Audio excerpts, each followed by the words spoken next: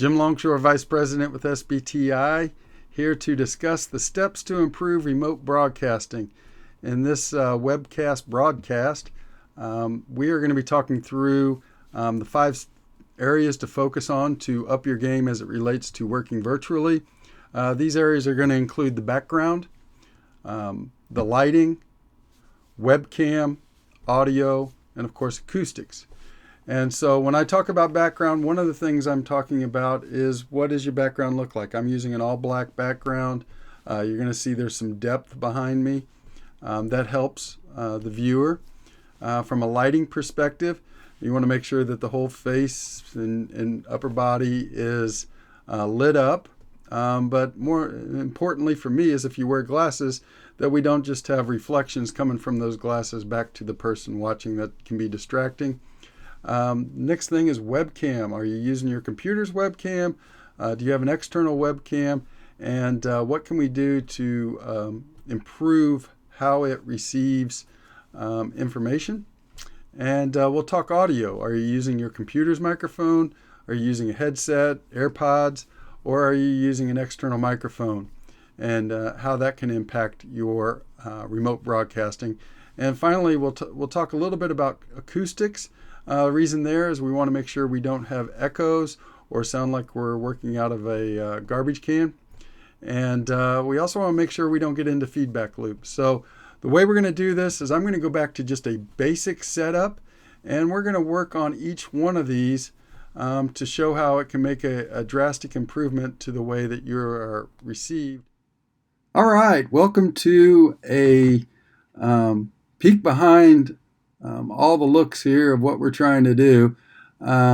This is the background setup. So what I did is I told you I was going to go back to just a basic computer using the computer's microphone and looking at the background. So this part is probably PG, not because I'm going to cuss, but because this is probably not what I would normally present myself as. But hey, it gives you a little bit of look for what we're doing. So this is what we typically see when we're doing video conferencing.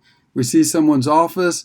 The first thing they start to do is look at what types of books you have in the back corner. So back there you see I've got my my certificates, and my books are all falling over on my bookshelf.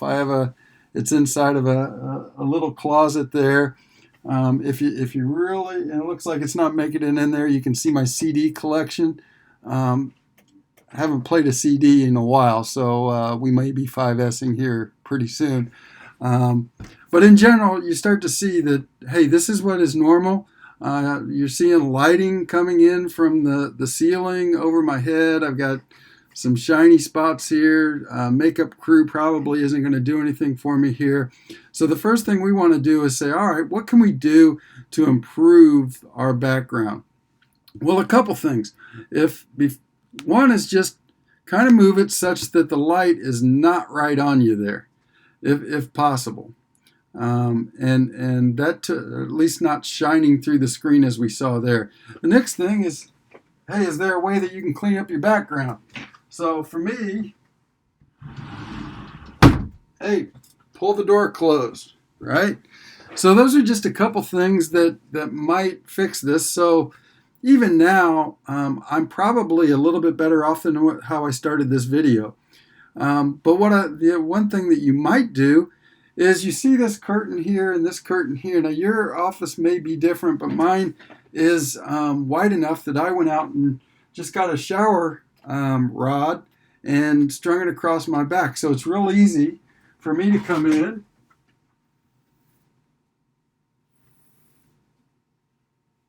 and provide a background. So now what you're seeing is, oh wow, I've got a different kind of streak coming through this video now. But from a background standpoint, you're starting to see that that's improved. When you do this, though, you need to consider the lighting in general. I could maybe open my door. That'll let in a little bit more natural light. But then, of course, you're going to start hearing the dog and the kids and that kind of stuff. So all I'm getting at from a background standpoint is just take a minute with your video and take a look at what the people are looking at when you are broadcasting from this. So this rolls right into the lighting aspect, right?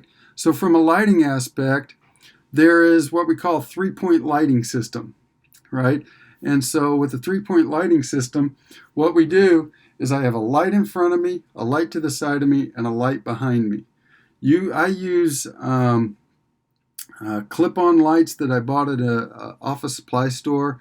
Actually, I think I got them at like Target, $8 a piece, and just updated the light bulbs to a 6500 Kelvin light, natural light.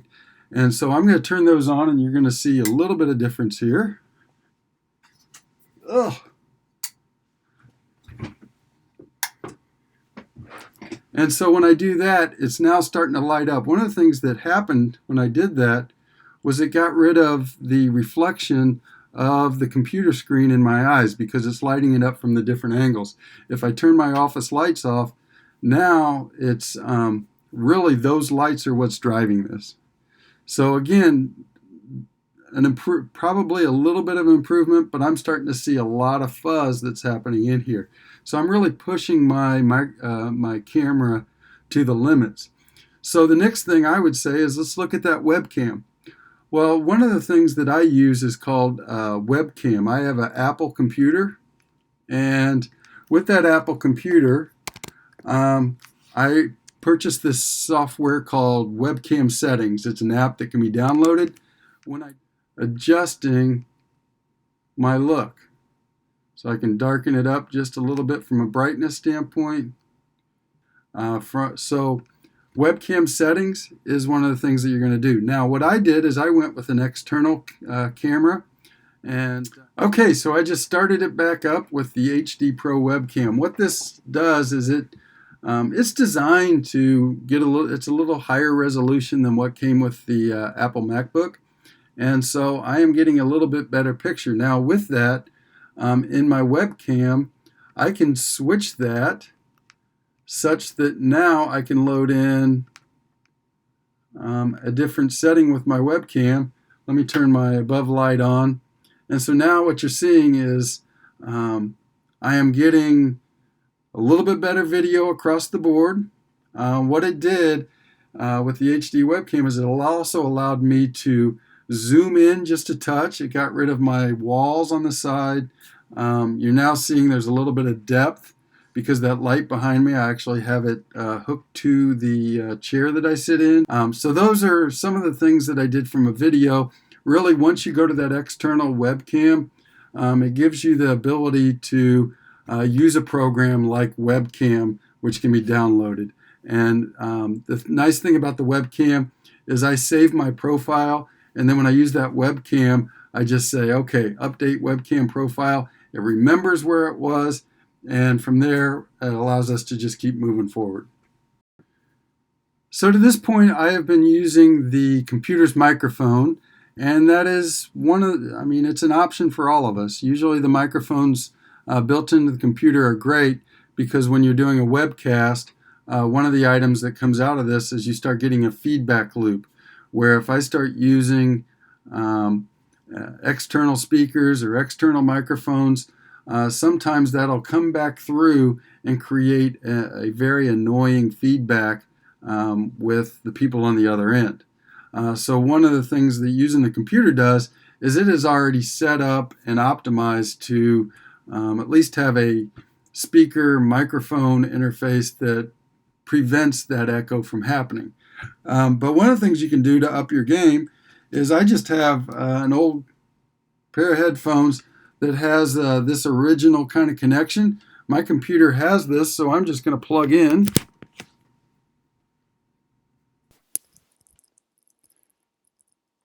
Now when I go with this mode, what you're going to find is that there's no chance of echo going back to the other side. Of course, you may want to turn your speaker off when you do this. So when I do this, I can now hear everything that I'm trying to do, and just using the speaker's microphone. And so this is a good alternative. One of the other things that you could do to up your game just a little bit is to use an external microphone. And the reason I use an external microphone is because I don't like this hanging off my head all day long. I prefer to hear what people are saying and to be able to work freely, so I use an external microphone. Okay, so now I have an external microphone set up. So let me show this to you. This is, so I got some cables here, a Bluetooth, let me get the whole thing, condenser mic. This is called a Blue. And what it is a condenser microphone that is designed for your remote podcast. But the nice thing about it is there's a couple things. It has a mute button on it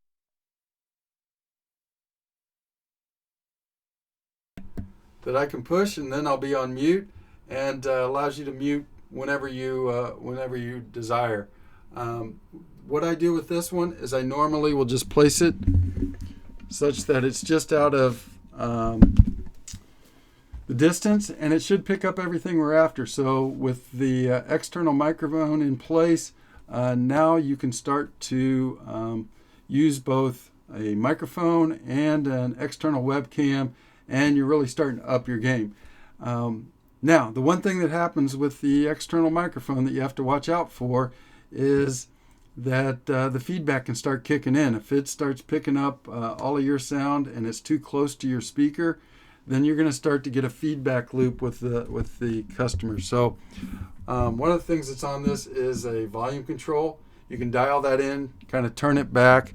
That's going to avoid it picking up the speaker. The other thing is to lower your speaker volume on your computer. And so in my most typical mode, I'm using my computer's speakers and an external microphone and an external webcam. With all of these in place, you start to get a much better look and feel from the other person's perspective.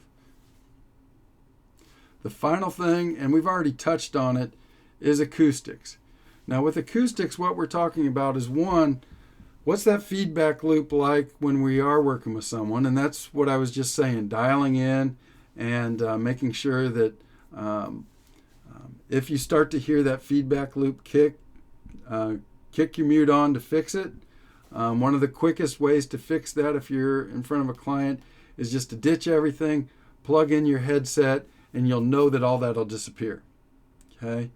But like I said, if you do a few webcasts, you start to get a feel for what your microphone needs to be set at, as well as the speakers coming back. The other thing is, okay, this external microphone has gone a long way to improve this, but the other thing that happens is the environment you're in.